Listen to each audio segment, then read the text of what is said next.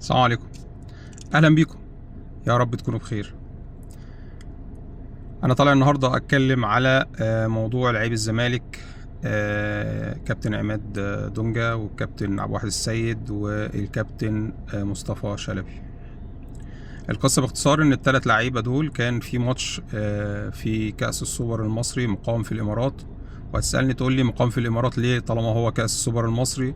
اقول لك والله دي حاجه من الغيبيات ومن الاسئله الكتيره اللي محدش بيعرف اجابتها، سواء كانت بقى سبوبة عشان خاطر دولارات او عشان خاطر مصالح او علشان خاطر اي حاجة. فانت اللي سعيت لإقامة الحدث ده في الامارات، وانت اللي بتسعى كل مرة كاتحاد كورة الاسس اللي موجود بيها في المكان او في المركز بتاعه اسس غير منطقية. ناس لا ليها في الكورة ولا ناس بتفهم في الكورة، والموضوع اساسا من الاساس بيدار بشكل مش كروي ولا شكل مهني، فعشان كده احنا وصلنا للمرحلة دي.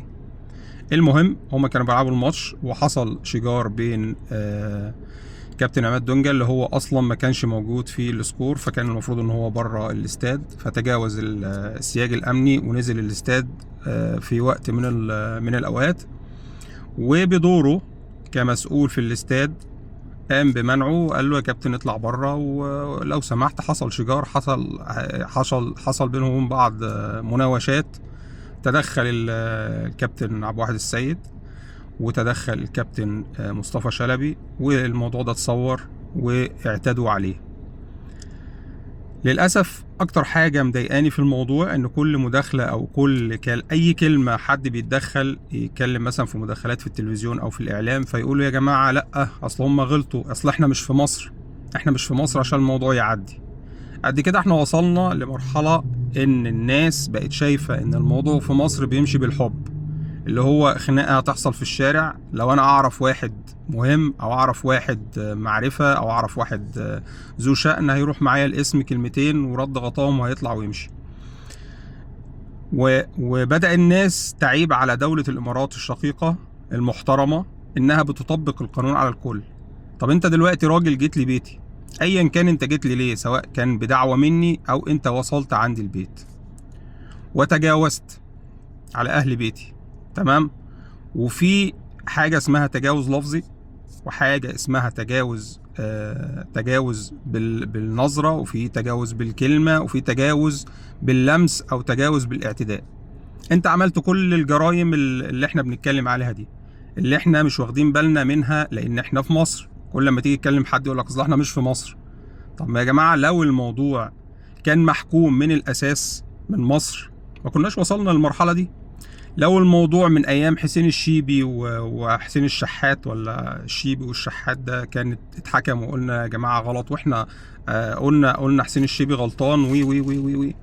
لو احنا حاطين كل واحد في مقداره ان ده في الاول وفي الاخر لعيب كوره، معلش يعني لو مش موجود في الحياه، وانا قلتها قبل كده، الدنيا مش هتخرب، وجوده زي عدمه كلاعب كوره.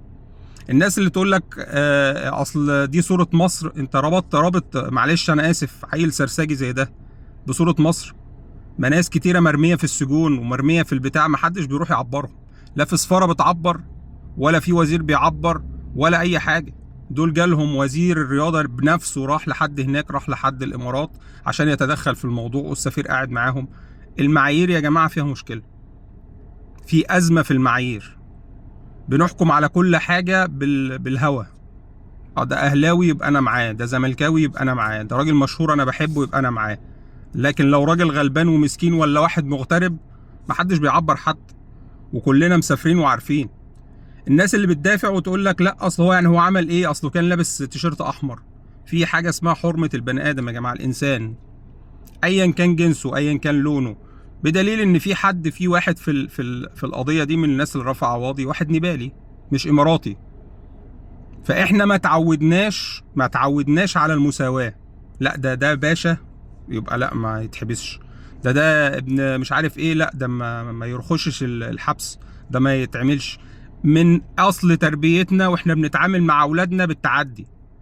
انت وانت صغير تلاقي بتضرب عيل على قفاه ماشي في الشارع وعادي، ما انتش في دماغك ان ده ممكن يسبب له ضرر نفسي او يسبب له ضرر جسدي او يبقى متضايق او يبقى الموضوع غلط، ان انت بتعوده على كده. فلما بيكبر اول حاجه ما بيفكرش بمخه، مش بيفكر بعقله، بيفكر بايديه على طول، بيمد ايده. وبنبقى بنحكم على الناس ان الراجل اللي بيمد ايده ده راجل تمام وراجل كويس وراجل بياخد حقه بدراعه. الفاظ كلها احنا عارفينها. وبعيب على حد يكون اصلا سافر بره وعارف التعامل ازاي. احنا لما بيبقى في مشكله بيني وبين حد هنا، والناس اكيد عارفه بره مصر، بلاش بقى في مصر، خلينا احنا بره مصر، دايما بتلاقي ايدك ورا ظهرك. ليه؟ لانك انت لو رفعت ايدك الاول او حصل اي تجاوز جسدي او حصل اي اعتداد جسدي ما بتعديش. ممكن اتكلم، ازعق، اهيص، اقول رايي، اعمل اللي انا عايزه، ولكن ايدي ورا ظهري. والناس كلها عارفه، والناس اللي بره كلها عارفه، والناس اللي في دوله الامارات عارفين، واللي في الدول الخليج عارفين، واللي في اوروبا عارفين. فما تجيش تحكم انت حاطط معايير بناء على البلد اللي انت فيها، بناء على مصر. طب ما احنا بنتعامل كده، طب ما احنا عادي، طب ايه اللي حصل يعني؟ ما ضربوا، ايه المشكله؟ طب لا يا جماعه، يا جماعه لا يا جماعه، في فرق بين التعامل تمام الادمي، وفي فرق بين العدل والمساواه. الموضوع مشي ستيبل زي ما هو ماشي. وفي البدايه برضو كان مشكله في اداره الازمه. انت لعيب ارتكبت جريمه ودخلت الحبس، تروح منزل تويته حاطط فيها صوره كلبشات وتقول شكرا على الضيافه؟ هو حد كان اجبرك انك انت تعمل الموضوع ده؟ كنت جدع قوي وفارد عضلاتك وانت بتجري وتضرب راجل كبير قد والدك، بتضربه على راسه وتقول اصل هو لابس تيشيرت احمر. ما يلبس يا عم تيشيرت احمر، ولا يلبس تيشيرت ازرق، ولا يلبس ايه الفرق يعني؟ المعايير العقليه فيها مشكله. انا لا بعيب على دوله الامارات لانها دوله محترمه بتطبق العدل، اللي غلط يتحاسب. وانت في الاول لما جيت تعالج الموضوع ما تاسفتش، اصلا انا هنسحب. ما تنسحب يا عم ولا تغور في 60 داهيه. انت جاي تيجي بادبك، يا اما ما تجيش خالص تغور في 60 داهيه. احنا عشان مش واخدين على ان ازاي ده لعيب كوره. ايه يعني لعيب كوره؟ مش فاهم يعني ايه لعيب كوره؟ تعالى كده بص على الجيل اللي هو جيل ابو تريكه واللي قبل منه. كان قليل لما تلاقي لعيب بنسمع عنه المشاكل والحوارات دي. كان ابراهيم سعيد، مش عارف، محمد صبري، كل فين وفين لما يجي لعيب. بعد كده، ولذلك انت في الفتره اللي هي قبلها فتره الناس المحترمه بقى، محمود الخطيب، حسن شحاته، طاهر ابو زيد، الناس المحترمه، وليد صلاح الدين، حازم امام. انا بجيب من الناديين، انا راجل اهلاوي بس بجيب من الاثنين. ما كنتش بتسمع المشاكل دي كلها، مناوشات وحاجات بسيطه. ولكن دلوقتي بقت قله ادب، وكل واحد بياخد اللقطه، وكل واحد بقى عامل نفسه نجم وعامل نفسه بني ادم. انت بتحاسب على الموضوع بمعايير مختلفه. في خلل في ادراكك للمعايير، في ميزان العدل عندك في خلل. احمد فتوح لما راح وهو شارب حشيش ومبهدل وموت الراجل فرمه، بتلاقي ناس تطلع تقول لك يا عم اصل ده نجم، وعندنا ماتش نهائي مش عارف ايه، وعندنا ايه. ما تحط يا عم نفسك مكان الراجل اللي اتقتل. قعدنا نطبطب وطالع. حط واحد تاني غلبان او مسكين كان مثلا بيشرب تحت تاثير مخدر ولا حاجه، وممكن ما يكونش، ممكن تكون متلفقاله، ولا حد بيسمع عنه ولا حد بيتكلم. من هنا جت المشكله. ما تقوليش بقى اصل دلوقتي ايه، اصل في تعنت بايه؟ هو انا جيت قلت لك تعالى اضربني؟ انت اللي راجل قليل الادب وما تربيتش وجيت ضربتني وتعديت عليا، يبقى خد حسابك بقى. وده يبقى درس لينا عشان نتعود ان احنا نبقى ناس مؤدبه، ناس محترمه، ناس على خلق، بنمثل بلدنا. ما نجيش نعيب على دوله الامارات. احنا بنعيب على الامارات؟ يا عم عيب على ابنك اللي انت ما عرفتش تربيه. ربي ابنك وبعدين تعالى اتكلم. حط كل واحد في مكانه وبعد كده يبقى تعالى اتكلم. فضايح من اول 2010 كاس العالم، صفر المونديال، لحد سرقه التيشيرتات والخروج من الاولمبيات والفساد وي وي وي وي وي وحاطط لي ناس اصلا ولا بتفهم في الكوره ولا ليها في الكوره، والموضوع بيدار بشكل مش كروي. دي كوره يا جدعان، كوره. بتشوف الدوريات كلها الناس بتسلم على بعض، السلام عليكم وعليكم السلام، وخلاص. منافسه في الملعب. الا عندنا احنا، الا في مصر، بقيت بتتفرج على الماتشات عشان بس ايه؟ المكايده وقله الادب والسفاله والحوارات والترندات في الكوره وفي غيرها، في الكوره وفي غيرها. مين اللي على الساحه دلوقتي؟ حمو بيكا، كزبره، حنجره، فشخره، ما مش عارف مين، ناس ما تعرفش اصلا يعني، كروان مشاكل، مش عارف حمو بيكا ولا مش عارف شيبه ده.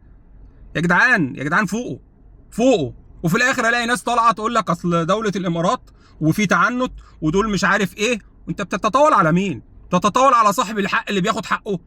طب يا عم خلاص، ما احنا اعتذرنا يا باشا. مش بس اعتذرت، انا اللي حدد، انا اللي حاطط القانون بتاع بلدي، القانون يمشي عليك وعلى غيرك، عشان فيما بعد انا راجل دلوقتي بطبق القانون عشان خاطر اللي هيجي عندي. انا عندي اكتر من 50 60 جنسيه، تحترم القانون على راسي. ومفيش ولا واحد يجرؤ، مش هقول يجرؤ، يقول ان الامارات ما كانش الاستقبال وحسن الاستقبال والضيافه على اعلى مستوى. بس العيب فينا احنا. كل واحد بقى عايز يطلع بقى يقول لك اصل دول ولادنا ودول بيمثلوا بلدنا والوطن ومش الوطن. وطن ايه يا عم؟ وطن ايه؟ احنا نضحك على بعض. هو ده مقدارك وده قدرك، هو ده تمامك، ده تمامك، لانك انت معرفتش تربي. مش هنقعد نطبطب كتير، كفايه كده، كفايه يعني ننظف الدنيا عشان الدنيا تنضف. هتقعد بقى تقول لي اصل مش عارف ايه. يا عم الحاج، يا عم الحاج، نقطه ومن اول السطر. الناس دي اخطأت ولا ما اخطأتش؟ اخطأت، تتعاقب. بس خلاص. الصوره المهينه اللي نازله النهارده دي للثلاثه في الحبس، مين اللي سربها؟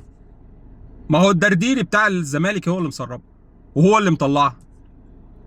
ولازم يبقوا عبره لغيرهم عشان تبقى تحترم نفسك، تبقى راجل محترم، ما تمدش ايدك. حتى لو في اختلاف يبقى خلي الاختلاف كده بالكلام، ايدك ورا ظهرك. احنا اتعلمنا كده من واحنا صغيرين، لكن جيل اسود كله، سواء بقى امام عاشور على مش عارف على مين، على دونجا، على مونجا، على فونجا، على مش عارف اسمه ايه، ناصر منسي. ايه يا جدعان ده؟ يا جدعان ايه الخرا اللي احنا فيه ده؟ وفي الاخر ترجع تقول لي اصل دوله الامارات وفي تعنت. ولا في تعنت ولا في نيله ولا في زفت. في خطأ عندك انت اخطأت، تتحاسب. الجمله اللي توجعني انا لما واحد يقول لك اصل احنا مش في مصر. معنى الكلمه دي كبير، معنى الكلمه دي ان الدنيا ماشيه في مصر بالسبهلله، ماشيه بالحب. نهايه الكونفدراليه لما الناس اعتادوا على عميد شرطه، على عميد شرطه ضربوه بره عشان يدخلوا زوجاتهم وعشان البروتوكول والكلام ده، ولا حد اتكلم. اللعيب اللي طلع وشتم وسب في جماهير وفي ملايين، محدش اتكلم. رئيس نادي طالع يتكلم يقول لك اصل اكبر قلعه واللي مش عاجبه هنعمل فيه وهنسوي. ايه يا جدعان؟ هي بقت ماشيه بالحب؟ يعني ايه بقت ماشيه كده؟ ولا ماشيه بالدراع ولا بالصدر؟ لازم ضوابط وقوانين تحكم الموضوع. من امن العقاب اساء الادب، معروفه. طول ما انت عارف انك انت مش هتتحاسب، طول ما انت عارف انك انت مش هتتحاسب هتغلط. ما خلاص يا عم، بتعدي. ما انا اروح اقتل لي واحد وكده كده ادفع 12 مليون واطلع.